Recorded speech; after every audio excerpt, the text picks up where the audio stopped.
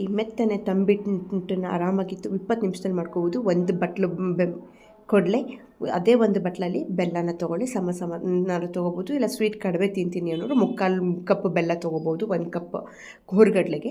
ನಂತರ ಒಂದು 1/4 ಕಪ್ ಆಗುವಷ್ಟು ಕಡಲೆ ಬೀಜನ ನೀವು ಚೆನ್ನಾಗಿ ಹುರ್ಕೋಬೇಕು. ಕೆಂಪಗಾಗೋ ಥರ ಹುರ್ಕೊಂಡು ತಣ್ಣಗಾದ್ಮೇಲೆ ಸಿಪ್ಪೆ ತೆಕ್ಕೋಬೇಕಾಗುತ್ತೆ. ಲೋ ಫ್ಲೇಮಲ್ಲಿ ಅಥವಾ ಮೀಡಿಯಮ್ ಫ್ಲೇಮಲ್ಲಿ ಇಟ್ಟು ಹುರ್ಕೊಂಡು ಸೈಡಿಗಿಡಿ. ನಂತರ ಎಳ್ಳು ಮತ್ತು ಗಸಗಸೆ 2 ಚಟಪಟ ಅಂತ ಈ ರೀತಿ ಸಿಡಿಬೇಕು. ಆ ರೀತಿಯಾಗಿ ಒಂದು 4-5 ಸೆಕೆಂಡ್ ಹುರ್ಕೊಂಡ್ರೆ ಸಾಕು, ಬೇಗನೆ ಆಗಿಬಿಡುತ್ತೆ ಗಸಗಸೆ ಅಂತೂ.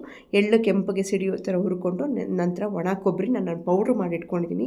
ಇಲ್ಲ ಕೆಲವ್ರು ಕೊಬ್ಬರಿ ಹಾಗೆ ತುರಿದು ಹಾಕೋತಾರೆ, ಬಟ್ ಕೆಲವರು ಮಕ್ಕಳು ಬಾಯಿಗೆ ಸಿಕ್ಕಾಗ ಅದನ್ನು ಉಗಿತಾರೆ. ಹಾಗಾಗಿ ಪೌಡ್ರ್ ಮಾಡಿಬಿಟ್ರೆ ಚೆನ್ನಾಗಿರುತ್ತೆ. ಕಡಲೆ ಬೀಜನ ಪಲ್ಸ್ ಮೋಡಲ್ಲಿ ಹಾಕ್ಕೊಳ್ಳಿ. ನಂತರ ಎಳ್ಳು ಅಷ್ಟೇ ಜಸ್ಟ್ ಒಂದೇ ಒಂದು ಪಲ್ಸ್ ಹಾಕಿ ತೆಗೆದುಬಿಡಿ, ತುಂಬ ಮಾಡ್ಕೊಬಿಡಿ. ಕೊಬ್ಬರಿನೂ ಆದಷ್ಟು ಪಲ್ಸ್ ಮೋಡಲ್ಲಿ ಹಾಕಿ ಪೌಡ್ರ್ ಮಾಡ್ಕೊಳ್ಳಿ, ತುಂಬ ಚೆನ್ನಾಗಿರುತ್ತೆ. ಪಾಕ ಎಳೆ ಪಾಕ ಸಾಕು, ಒಂದೆಳೆ ಪಾಕ ಆ ಥರ ಏನೂ ಬೇಕಾಗಿಲ್ಲ. ಪಾಕ ಗಟ್ಟಿ ಆದಷ್ಟು ಉಂಡೆ ಗಟ್ಟಿ ಆಗುತ್ತೆ.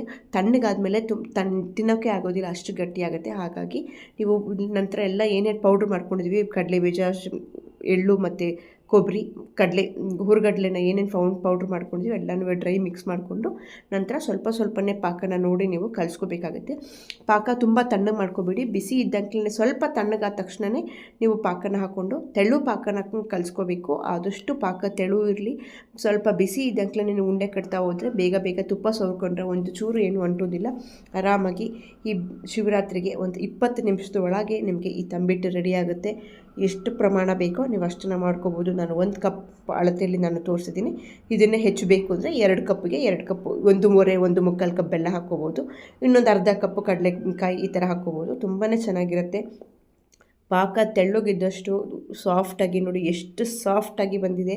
10 ದಿನ ಒಣ ಕೊಬ್ಬರಿ ಹಾಕಿರೋದ್ರಿಂದ, ಅದರಲ್ಲೂ ಹುರಿದು ಹಾಕಿರೋದ್ರಿಂದ 10 ದಿನ ಆದರೂ ಈ ಉಂಡೆ ಆರಾಮಾಗಿ ಇಟ್ಟು ತಿನ್ಬೋದು. ಮಕ್ಕಳಿಗೆ ಅದು ಇದು ಬೇಕ್ರಿ ಪ್ರಾಡಕ್ಟ್ಸ್ ಕೊಡೋ ಬದಲು ಮನೇಲೇ ಮಾಡಿರುವಂಥ ಈ ತಂಬಿಟ್ಟನ್ನು ಕೊಡಿ. ಸ್ಕೂಲಿಂದ ಬಂದ ತಕ್ಷಣ ಆಳು ಮೂಳು ಬದಲು ನಮ್ಮ ಇಂಡಿಯನ್ ಸ್ವೀಟ್ಸ್ ನಾವು ಏನು ಮುಂಚೆಯಿಂದನೂ ಮಾಡ್ಕೊಂಡು ಬಂದಿದ್ದೀವಿ ಅದನ್ನು ಕೊಟ್ಟು ಗಟ್ಟಿಮುಟ್ಟಾಗಿ ಬೆಳೆಸಿ. ಎಲ್ರಿಗೂ ಶಿವರಾತ್ರಿ ಹಬ್ಬದ ಹಾರ್ದಿಕ ಶುಭಾಶಯಗಳು. ದಯವಿಟ್ಟು ಟ್ರೈ ಮಾಡಿ, ಕಮೆಂಟ್ಸಲ್ಲಿ ನನಗೆ ಹೇಗೆ ಬಂತು ಅಂತ ತಿಳಿಸಿ.